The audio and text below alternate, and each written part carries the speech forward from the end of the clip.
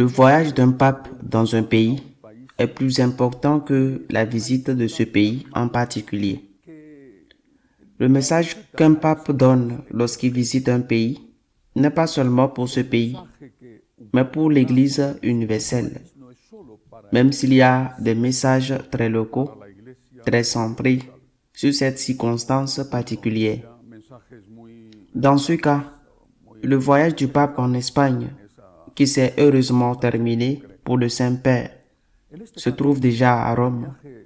Le voyage du pape en Espagne, bien que ce ne soit pas le premier voyage de Léon, car il s'est rendu par exemple à Monaco, un petit pays européen si singulier, et il est allé en Afrique. Pourtant, c'était le premier voyage qu'il faisait dans un pays sécularisé. Je crois qu'il va marquer de manière décisive le pontificat de l'actuel successeur de Pierre. Il me rappelle le voyage de Saint Jean-Paul II au Mexique. Déjà, les libéraux de l'Église, si forts et si puissants dans la dernière étape de Paul VI, commençaient à avoir des soupçons sur Saint Jean-Paul II, qui venait de Pologne. Mais quand il est arrivé au Mexique et que le peuple mexicain s'est retourné d'une manière extraordinaire, ils ont compris que s'ils pouvaient critiquer Saint Jean-Paul II, ils pouvaient le faire beaucoup moins depuis qu'ils avaient le soutien du peuple de Dieu. Ils ont continué à l'attaquer, mais ne l'ont plus fait aussi ouvertement qu'ils l'auraient fait. Le peuple mexicain a marqué le pontificat de Jean-Paul II, car je crois que maintenant le peuple espagnol a marqué le pontificat du pape Léon XIV. Il y a une semaine, en prévoyant ce qui allait se passer, et sans que je sois un prophète, je commentais que l'accueil au moins à Madrid, où je connais mon pays et mon peuple, allait être apothéotique. Je ne me suis pas trompé. 1,5 million de personnes, plus probablement en castillan, pour célébrer la messe, participer à la messe avec lui. 1,5 million dans la rencontre avec les jeunes, l'immense affection du peuple, la démonstration que le peuple catholique l'aime, le soutien pris pour lui.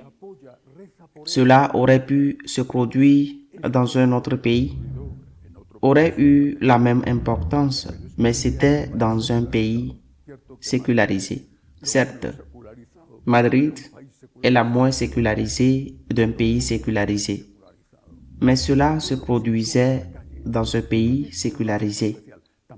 Le peuple est descendu dans la rue, à Madrid, d'une manière particulière.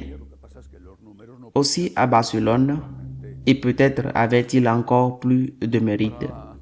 Et bien sûr, aux Canaries. Ce qui se passe, c'est que les chiffres ne peuvent pas être naturellement égaux. Pour la mémoire, ou du moins pour ma mémoire, il reste cette image d'un pape portant la garde dans les rues de Madrid, avec des chaussées qui avaient été couvertes de fleurs. Un pape qui a fait des centaines de mètres, plusieurs kilomètres, portant lui-même la garde sous le pallium. C'est une image indélébile, et je le répète, qui marque un pontificat et qui est une leçon pour toute l'Église universelle.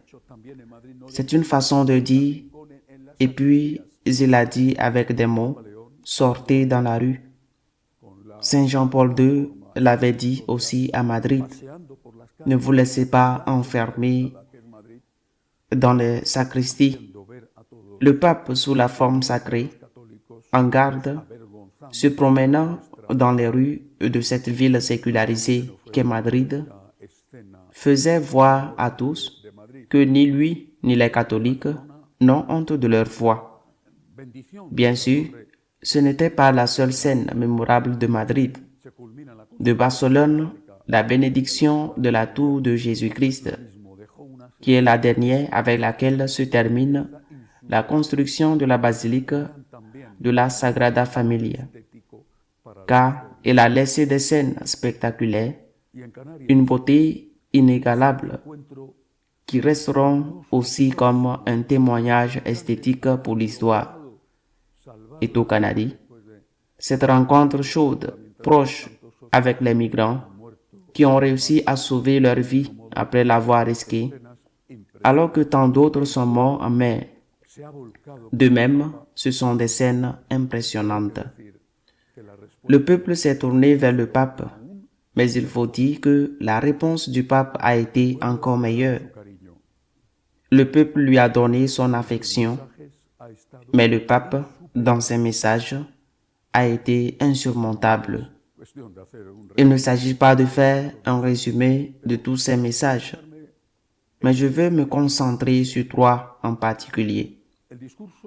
Le discours du Saint-Père aux cortes espagnoles, au Parlement avec tous les membres de tous les partis, aussi bien des propres cortes diputados que des sénateurs.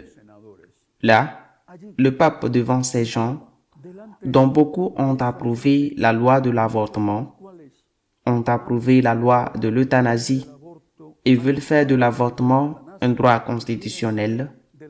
Là, le pape a eu le courage de dire ouvertement qu'on ne peut pas considérer un pays juste et une loi juste qui ne respecte pas la vie du plus faible depuis la conception jusqu'au crépuscule naturel, comme il a appelé la mort naturelle.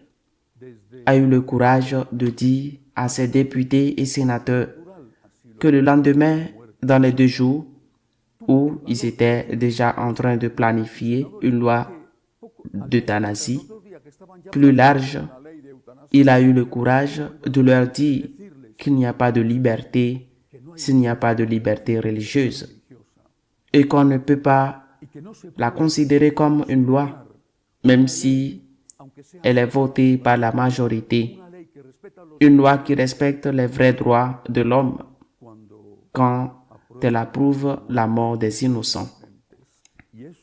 Et c'est quelque chose que le pape a dit dans les cortes espagnoles et qui a de la valeur non seulement pour l'Espagne, mais pour le monde entier, parce qu'il a également énoncé et défendu explicitement ces 3 principes non négociables de Benoît XVI.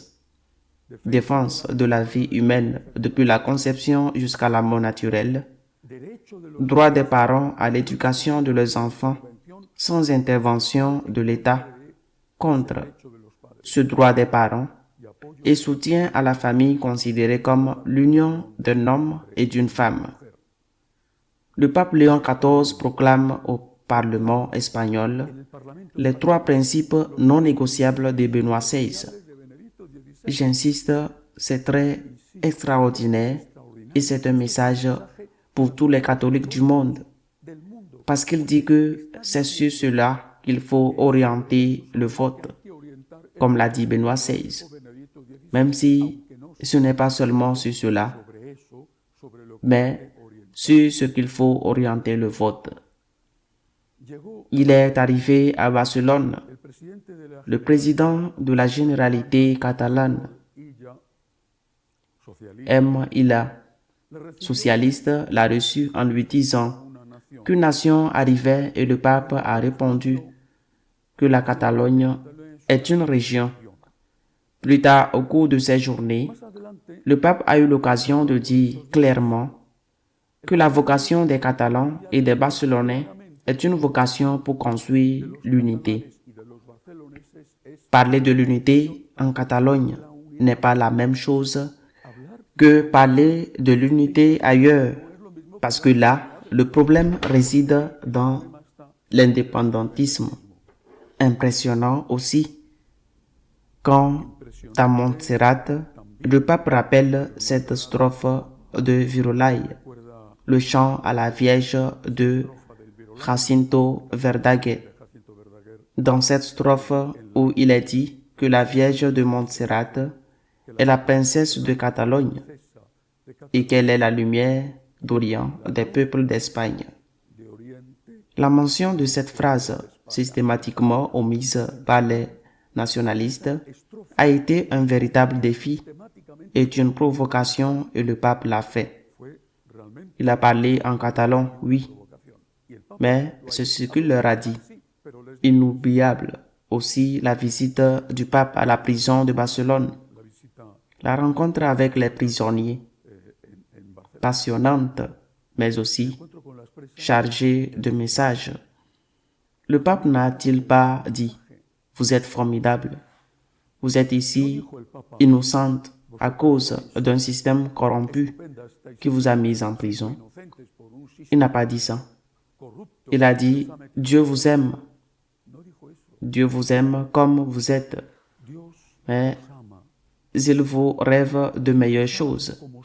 C'est une expression d'une beauté poétique extraordinaire et qui vaut non seulement pour les femmes auxquelles le pape s'adressait, mais pour chacun de nous. Nous sommes appelés à la conversion. Dieu nous aime comme nous sommes et nous sommes pécheurs, mais il nous rêve meilleur. Nous sommes appelés à la conversion, à une conversion de chaque jour. Au Canada, évidemment, il y avait une visite centrée sur le problème de l'émigration. Beaucoup meurent sur le trajet entre l'Afrique et les îles Canaries, parce que c'est un trajet assez long en mer. Le pape a parlé de la dignité des émigrants. Il a rappelé qu'un grand nombre d'Espagnols ont été émigrés dans le passé et que certains le sont encore aujourd'hui. Mais il a aussi dit qu'il y avait un droit de ne pas émigrer.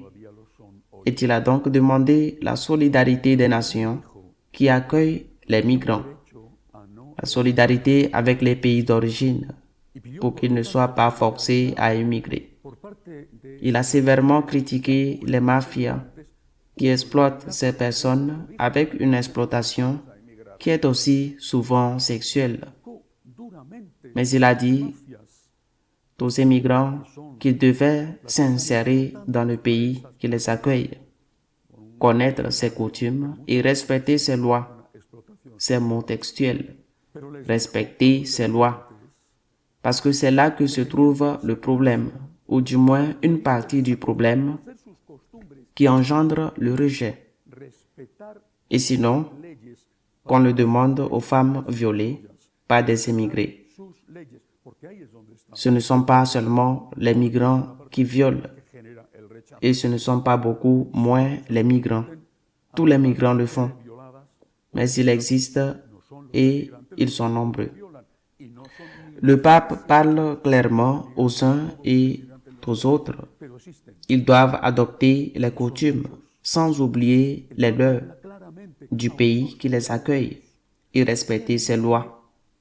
Quelle sera l'importance accordée au pape par les émigrants? Malheureusement, il est possible que ceux d'origine musulmane lui prêtent très peu attention.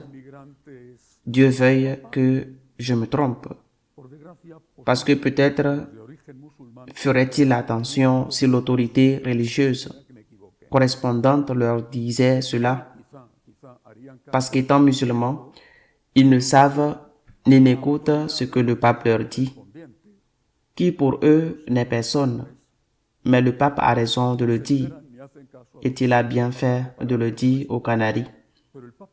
Il faut s'intégrer, il faut comprendre les coutumes du pays qui vous accueille et respecter ses lois. Si l'on partait de là, beaucoup de problèmes disparaîtraient, probablement, ou diminueraient. Je ne sais comment nous pouvons remercier le pape autant qu'il a fait ces jours-ci pour l'Église catholique en Espagne et pour l'Église dans le monde entier. Réaffirmer les principes non négociables de Benoît XVI. Insister, même si c'est une chose plus locale, sur le fait que la Catalogne est une région et non une nation, et nous rappeler aux émigrants qu'ils doivent respecter la loi du pays qui les accueille. Je ne parle pas de chimère. C'est que cette semaine, la ville nord-irlandaise d'Elfa a brûlé à la suite du fait qu'un Sénégalais, un réfugié soudanais, a coupé la gorge à un Irlandais. Il y a quelques jours, la même chose s'est produite en Angleterre, c'est-à-dire que nous sommes confrontés à un problème grave qui génère une aversion excessive, une aversion qui a des teintes xénophobes, mais dont il faut aussi tenir compte. Et le pape a mis son doigt sur la plaie. Il faut les accueillir, il faut être généreux, mais ils doivent s'intégrer et ils doivent respecter les lois. Parce que sinon, cela, je le répète, génère une réaction qui est une réaction xénophobe dans de nombreux cas et dans d'autres cas est une réaction qui a au moins des aspects de légitime défense. Un voyage extraordinaire, un voyage pour rendre grâce à Dieu et pour rendre grâce au Saint-Père et aussi bien sûr aux régions d'Espagne qu'il a visitées. Une dernière chose, la conférence épiscopale nord-américaine a fait un changement significatif dans ce qu'on appelle la convention de Dallas ou les accords de Dallas, où l'on parlait du traitement que doivent recevoir les personnes qui dénoncent, les mineurs, les enfants et les jeunes, qui dénoncent des abus sexuels de la part des prêtres. Eh bien, cet accord de Dallas ou de Détroit, je ne me souviens plus très bien maintenant, a été modifié par la conférence épiscopale américaine en disant qu'il faut aussi tenir compte de la présomption d'innocence des prêtres qui n'était pas incluse dans le manifeste précédent. C'est un pas en avant. Bien sûr, les victimes doivent être accueillies, entendues, défendues. Mais qu'en est-il des fausses accusations qui détruisent la vie de prêtres honnêtes? C'est un pas en avant que les Américains ont inclus cela dans le protocole de traitement des plaintes émanant d'enfants et de jeunes. En revenant au sujet de la visite du pape, je crois, je le dis sincèrement, qu'il faut laisser derrière nous la discussion sur le fait que le pape Léon est ou non une copie du pape François.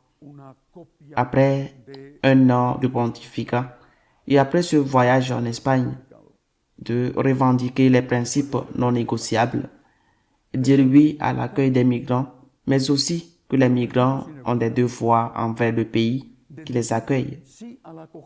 Il faut dire que le pape a son propre style et sa propre pensée et qu'il est identifié en bien des choses avec ses prédécesseurs, pas si proches, Saint Jean-Paul II et Paul VI. Par exemple, à Madrid, il a dit aux jeunes les mêmes mots que Saint Jean-Paul II avait dit à Madrid. N'ayez pas peur, sortez dans la rue. Il est vrai qu'il reprend aussi le meilleur du pontificat de François, mais c'est lui-même, le vicaire du Christ, le successeur de Saint-Pierre. Et je crois qu'il faut cesser de comparer pour regarder ce qu'il fait et le soutenir par notre affection et par notre prière. À la semaine prochaine, si Dieu le veut.